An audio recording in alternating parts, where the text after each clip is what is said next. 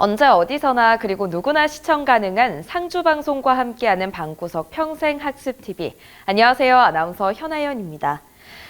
1부와 2부에서 스마트폰을 활용하는 우리 아이들의 이야기를 들으면서 시대가 변화하고 있다는 걸 체감할 수가 있었는데요. 시대에 맞는 육아법의 필요성을 느낄 수 있었습니다. 이제 남은 3부와 4부에서는 체벌 없이 하는 요즘 육아, 긍정양육 129 원칙과 부모의 감정 다스리는 법을 함께 알아보도록 하겠습니다. 1부에 이어서 3부와 4부에서도 상주시 평생학습관에서 한똘기 강사님과 함께합니다. 네, 안녕하세요. 3차 시가 돌아왔습니다. 아까 스마트폰에 대해서도 이전에 좀 진행을 했었는데요. 오늘 할 3차 시 강의에서는요. 요즘 육아법에 딱 걸맞는 양육 원칙을 가지고 왔습니다. 그래서 양육 원칙에 대해서도 좀 알아볼 거고요. 4차 시에서는 우리 부모님들은 그럼 어떻게 감정을 다스려야 하죠? 요즘 너무너무 화가 나는데요. 힘든데요? 라고 하시는 분들을 위해서 부모 감정 다스리기까지 알아보도록 하겠습니다. 첫 번째, 우리 징계권 폐지 129 양육법이라는 주제로 제가 가지고 왔는데요. 그 전에 앞서서 잠깐 워밍업을 좀 해보고 가려고 합니다. 우리 손뼉치기를 잠깐 해볼 건데요. 1, 2, 3 우리 박수 치는 거 잊어버리셨을 것 같은데 다시 한번 좀 해보도록 하겠습니다.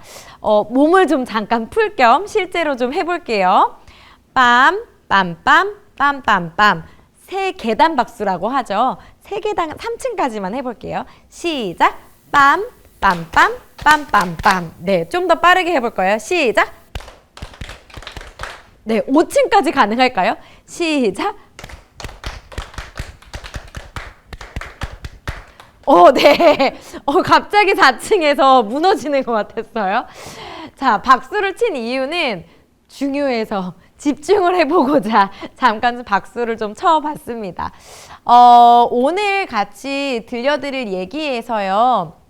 129 양육법이라는 걸 가지고 왔는데요. 아까 1차 시에서 제가 잠깐 말씀을 드렸었어요. 옛날처럼 이제는 때리면 안 된대요. 근데 우리는 맞고 컸죠. 저도 맞고 컸거든요. 종아리 걷어 이렇게 하고 손바닥 대 해서 저도 손바닥 맞고 컸단 말이에요. 근데 저희 아이들이 말을 안 들으니까 어떻게 해야 될지 모르겠네요. 막 화가 여기까지 나는데 이걸 어떻게 막 때릴 수도 없고 어떻게 해야 되는지 오늘 알아보실 수 있습니다. 자, 여기 자녀가 있는 분들도 좀 많이 계신데요. 자녀가 어떨 때 좀 힘든지 먼저 좀 들어봐도 될까요? 네, 자녀가 어떨 때 좀 힘이 드실까요?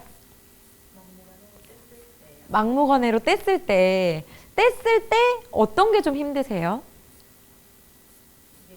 제가 말을 하려고 해도 얘가 이제 안 들으니까 대화가 안 될 때. 그죠. 대화가 안 될 때. 맞아요.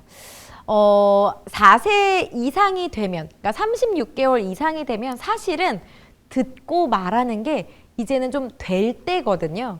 그런데 이게 안 된다는 건 자아가 생겨서도 있겠지만 조금은 나의 대화에 문제가 있는 걸 수도 있어요. 그런데 이거 때리지도 못하고 그럼 어떻게 해야 돼요? 빨리 보겠습니다.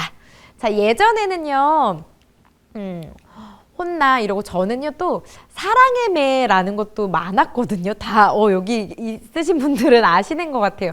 옛날엔 사랑의 매라는 게 있었어요. 그래서 반장 아니면 뭐 학급에 꼭 누군가가 사랑의 매 이렇게 회초리에다가 써서 선생님을 드리고 이러기도 했거든요. 저도 그랬었어요. 저도 반장할 때는 꼭 이렇게 사랑의 매를 써가지고 선생님을 드리고 그래서 학교에서도 체벌이 가능했었죠. 손바닥 맞고 종아리 맞고 뭐 이런 것들이. 근데 요즘 우리 젊은 세대에 물어보거나 요즘 청소년들에게 말을 하면요.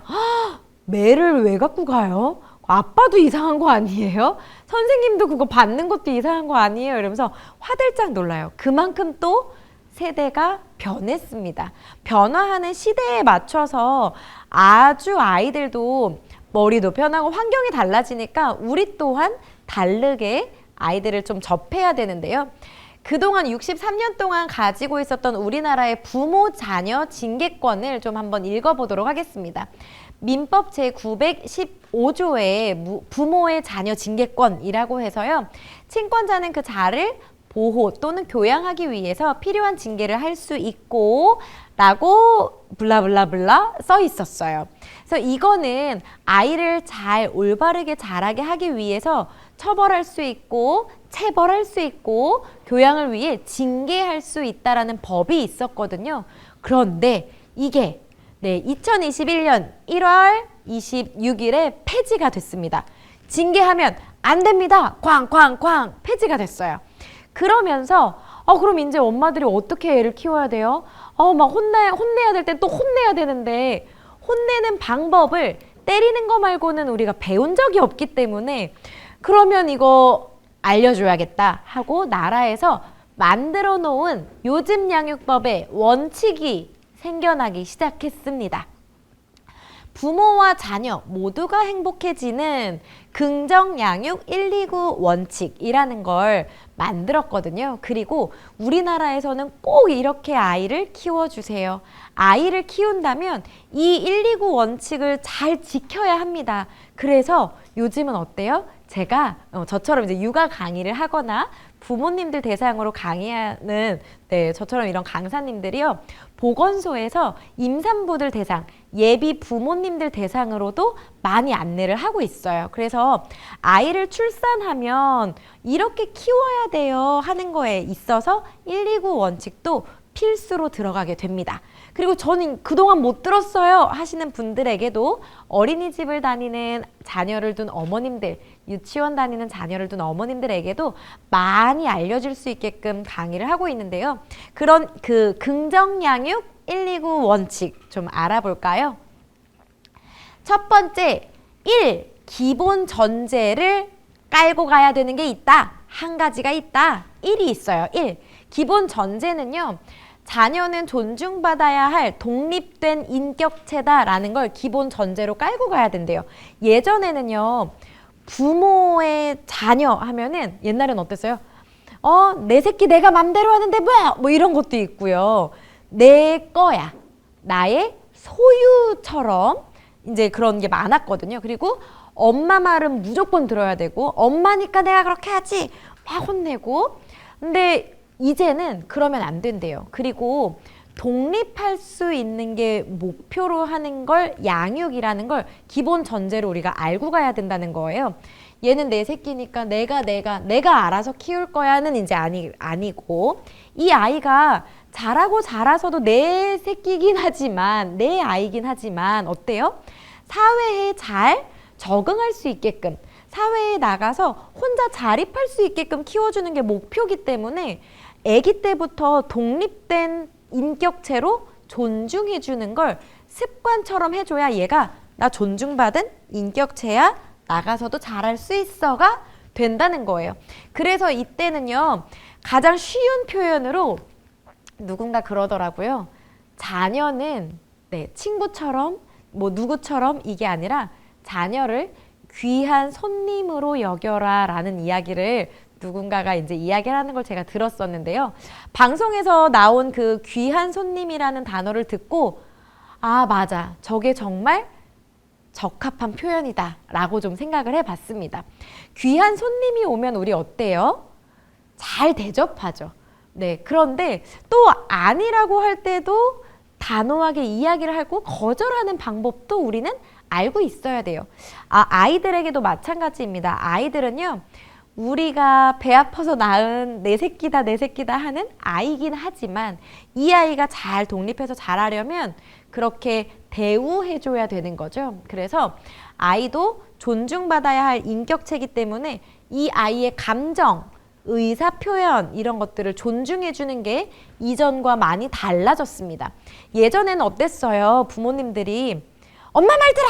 막 이렇게 어디 감히 이런 말 많이 했잖아요. 어디 감히 엄마한테 네가 뭘 안다고 엄마 말 들어 이런 게 많았는데요. 이젠 그렇지 않다는 거죠. 그렇게 하다 보니 어때요? 내가 어디 가서 뭐라고 얘기해야 될지를 모를 수 있어요. 그래서 존중할 수 있는 표현을 해주는 게 기본 전제입니다. 아, 얘도 하나의 사람이지, 하나의 인격체지라는 걸 계속 기본 전제로 깔고 두 번째 실천 원리로 한번 갑니다. 실천 원리에서는요, 부모가 자신과 자녀의 이해에서부터 시작합니다. 자녀가 서로에 대한 믿음을 가져야 합니다. 요거는 우리가 너무 많이 듣고 있는 애착 형성이라는 단어와 일맥상통한 이야기예요. 아이와 부모와 애착 형성이 잘 돼야 돼요. 이꼴 신뢰거든요.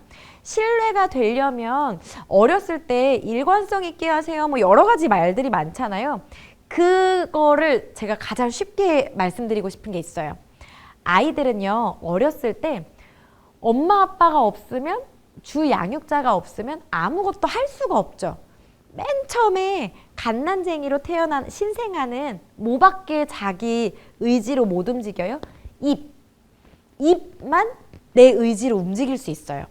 고개도 못 가누죠. 이렇게 목도 못 가누고, 아, 모빌이 너무 어지러운데, 아, 막 이러면서 이렇게도 못하죠. 아이들이 태어나서 혼자 움직일 수 있는 건 입밖에 없어요. 그래서 입으로 울고 소리 지르고 입으로 욕구를 충족합니다. 그게 구강기예요. 그래서 손을 빨거나 쪽쪽이 하고 뭐가 보이면 막 계속 물고 빨고 뜯고 막 이렇게 하잖아요. 그걸로 쾌락을 즐기는 거예요. 욕구 충족을 하는 거예요. 궁금한 거 막 만져보고 입으로 이렇게 막 촉감을 느껴보고, 자, 이런 욕구 충족을 하는 거. 그리고 또 하나, 이럴 때 내가 움직일 힘이 없어요. 그럴 때 처음 애착 형성과 신뢰를 갖게 되는데, 그때 엄마가 일관성 있게 해주는 거예요. 자, 맘마 먹자. 아이고 잘 잤어요. 맘마 먹자. 맘마 줄게요. 맘마 얼마나 맛있을까 맘마 하고 맘마를 줬어요. 이렇게 분유를 주든 모유를 주든 맘마를 줬어요. 그러면 아이가 인지해요. 언제부터? 50일부터 인지할 수 있어요. 아, 맘마가 뭔진 모르겠지만 맘마 소리가 난 다음엔 내 입으로 뭐가 들어왔다. 그러면 맘마 소리가 나면 아이는 어때요? 기대하게 돼요. 그리고 아, 이제 뭐가 들어올 건가 보다라고 생각하게 돼요. 그러면서 아, 이제 들어올 건가 봐. 나 맛있는 거 먹을 수 있을 건가 봐. 기대했을 때 딱 분유나 모유가 입에 들어오면 아, 역시 하면서 신뢰를 하게 되는 거거든요. 아, 기분 좋아하면서 애착 형성이 되는 거예요. 그런데 이렇게 일관성 있게 안 하고 어떨 때 엄마가 그냥 막 설거지 하면서도 맘마 이랬어요. 그럼 아이는 맘마 주는 건가? 기대하고 있는데 엄마가 쳐다보지도 않고 아무것도 안 해줘요. 그럴 때 이제 신뢰가 깨지거든요. 뭐지 이거 혼란스러운데?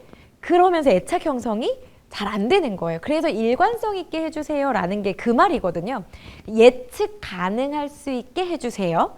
예측 가능한 일을 하는 건 언제까지요? 사춘기 때까지도 해줘야 돼요. 사춘기 때까지도 해줘야 큰 청소년기의 애착 형성도 벗어나질 않아요. 아이들이요, 사춘기가 되면 신뢰가 있든 없든 반항의 시기가 찾아오죠. 말을 안 듣죠. 그래서 그때 더더욱 예측 가능한 부모의 모습을 일관적으로 꾸준히 보여주면 아, 우리 엄마는 역시, 우리 아빠는 역시 그렇지 예측하면서 더 두터운 신뢰가 쌓이게 됩니다. 근데 엄마가 이랬다 저랬다고 하면 안 되니까, 자, 그 말인 즉슨 여기에서 자녀를 이해해야 된대요. 이해 첫 번째, 이 아동의 발달에 대한 이해가 필요합니다. 아, 얘는 사춘기니까 사춘기가 중학교 때 온다라고 가정을 했을 때 내년에 중학생이네. 중학생이 되면 사춘기지. 그러면 말을 안 듣겠지? 나한테 소리를 지르겠지? 나한테 반항하겠지? 문을 쾅 닫고 들어가겠지? 라는 걸 우리가 미리 알고 그게 이상한 거예요? 아닌 거예요? 이상한 게 아니에요, 사실은. 우리에만 사춘기가 오는 게 아니잖아요. 사춘기는 100명이면 100명 모든 사람이면은 같이 그 시기에 누구나 다 겪고 지나가는 과정이란 말이에요. 그래서 그 발달을 이해하면 그 발달이 왔다. 내가 좀 알고 있어야겠다. 마음의 준비를 해야겠다. 내년에 중학생이구나. 중학생이니까 저러는 거지, 정상인 거지, 중학생인데도 네 엄마 알겠습니다 하면은 그게 이상한 거지 하고 엄마가 발달을 알면 이 아이를 이해할 수 있어요. 그리고 돌쟁이 애기예요. 12개월, 13개월이에요. 걸어요, 못 걸어요? 아직 잘 못 걷죠. 걸음말 하지만 막 잘 뛰어다니지 못하잖아요. 그것도 엄마가 발달을 이해하면 아, 얘가 아직 걷는 게 불안정하니까 손 잡아줘야지. 이해하면 내가 뭘 해야 될지 알게 돼요. 그래서 자녀의 이해는 감정적인 걸 이해하는 것도 있지만 발달을 이해해야 합니다. 그래서 발달을 이해해야 하고 그러면 서로의 믿음이 생기게 돼요. 그리고 나서 9가지의 원칙이 있습니다. 저는 이걸 보면서 9가지 너무 많이 만든 거 아니야? 좀 줄이지. 이 2가지도 엄마들이 지키기 힘들 것 같은데 했었는데요. 9가지가 어렵진 않지만 한 번쯤은 우리가 되뇌어 볼 필요가 있더라고요. 그래서 같이 한번 보도록 하겠습니다. 첫 번째, 자녀 알기. 자녀 알기는요, 아까 말씀드렸던 것처럼 발달 단계를 좀 아는 게 중요해요. 제가 대화법 강의를 할 때도 많이 이야기를 하는데요. 아기가 돌 전후예요. 뭐 3살, 2살, 1살 막 이래요. 그러면 엄마들이 어떤 대화를 많이 써주세요? 반복적이고 그랬죠. 아이도 알았죠. 뭐 이런 거 많이 하게 되잖아요. 그리고 떼굴떼굴 굴러가네. 어이구 강아지가 왔어요. 이런 거 하죠. 자, 그런데 초등학교 5학년한테 오구대 쪼구쪼구쪼 이러면 어때요? 중학생 애들한테 하면은 왜 이래 엄마 이렇게 되죠. 그래서 발달에 맞는 대화가 필요하듯 아이의 발달을 좀 알면 나의 행동도 변화하기가 편해요. 자녀에 대한 발달과 자녀가 지금 어떤 상황인지 좀 알아보는 겁니다. 두 번째, 나를 돌아보는 거예요. 제가 진짜 어제 잘못해서 내가 소리를 지르고 혼을 냈는데 잘못한 거에 비해 너무 크게 화낸 것 같아. 이건 나의 감정이 좀 많이 들어간 것 같아. 저도 그럴 때 많거든요. 예를 들면 저희 큰애가 이거 동생 안 주고 싶다고 막 싸우는 거예요. 근데 제가 그날 너무 기분도 안 좋고 힘들고 피곤하고 지치고 막 바쁘고 이런데 계속 싸우니까 여유가 있을 땐 물론 저도 육아 강의를 하는 사람이니 이론에 맞춰서 책처럼 싸우지 않고 어떻게 하면 동생이랑 놀 수 있겠어? 이건 한계잖아. 그럼 어떻게 해야 될까? 이러면서 여유 있게 얘기해요. 근데 막 바쁘고 막 정신없고 그만 좀 싸워! 저도 이렇게 나가거든요. 그런데 얘가 그때 대들었다. 엄마도 소리 지르지 마! 뭐 이런다던가. 내 건데 뭐! 왜 동생 편만 들어! 이러면서 막 화를 냈어요. 그러면 저도 거기서 더 화가 나잖아요. 뭐! 이러면서. 그리고 나서 돌아보면 그렇게까지 화낼 일은 아니었던 것 같아요. 내가 요거 금방 똑같은 거 하나 꺼내주면 끝날 일이었어요. 이럴 때는 돌아보고 말해줘야 되더라고요. 부모님도. 미안해. 엄마가 생각해보니까 어제 소리 좀 크게 지른 것 같아. 그만큼 혼날 일은 아니었어. 그지? 그런데 잘못했어서 그때도 잘못하고 이번에도 똑같은 실수여서 엄마 너무 화가 났었나 봐. 이러면서 나를 돌아보고 인정할 건 인정해줘야 아이도 배운대요. 미안해라고 말하는 게 창피한 게 아니구나. 어려운 게 아니구나. 인정을 바로바로 하는 게 맞는 거구나. 자연스러워지는 거예요. 근데 우리 위에 부모님들은 어때요? 그런 말 절대 안 하죠. 이러고 그냥 밥 먹고 가라. 이러면서 그냥 표현하는 거죠. 그렇게 좀 지냈는데 그게 아니라 요즘은 이렇게 돌아보고 인정할 건 인정하고 그다음에 관점 바꾸기. 제 입장에서 생각해보는 거. 같이 성장하기. 요즘에는 맞벌이 하시는 분들도 많아서요. 내가 너무 미안해. 워킹맘으로서 뭐 이런 생각 많이 하시거든요. 그런데요. 아이만 성장하는 게 아니라 나는 나대로 꼭 일이 아니어도 좋아요. 나는 나대로 나이가 한 살 한 살 먹으면서 조금 더 성장하는 부모가 되는 게 원칙으로 실천 방법에 들어가 있습니다. 온전히 집중하는 거 뭐 할 때요? 놀아줄 때. 놀아줄 때, 알았어. 뭐 소방차 놀이, 공룡 놀이 할까? 알았어. 공룡이 왔습니다. 티라노카. 잠깐만. 해. 공룡, 엄마 여기 공룡이 여기 있네. 하면 안 된다는 거죠. 놀아줄게 하면 놀아주는 거, 온전히 집중하는 거. 이야기할 때도 마찬가지예요. 경청하고 공감하는 거, 일관성 유지하기 아까 말씀드렸고요. 실수 인정이 나 돌아보기와 같습니다. 함께 키우기. 함께 키우기는요. 엄마 아빠 함께 키우는 것도 있는데요. 이렇게 오늘 오신 분들처럼 같이 육아하시는 분들이랑 이야기하면서 위안도 받고 아이가 어떻게 지내는 게 좋은지 함께 정보를 얻으면서 키우는 게 또 필요합니다. 자, 요렇게 긍정 양육 129 원칙을 좀 자세히 들여다봤습니다. 세대가 변하면서요. 훈육하는 방법도 많이 달라지고요. 아이를 이해해야 하는 방법들도 많이 달라졌대요. 그래서 우리가 좀 알아볼 필요가 있어서 좀 자세히 살펴봤는데 요렇게 살펴보니까 또 너무 화날 것 같은데 내가 어떻게 저 양육을 해야 되지? 라고 또 생각이 드실 분들도 계실 것 같아요. 자, 4부에서는요. 부모 마음 다스리기도 같이 알아보도록 하겠습니다. 이번 3강도 고생하셨습니다. 4주차에서 만나 뵐게요. 고생하셨습니다.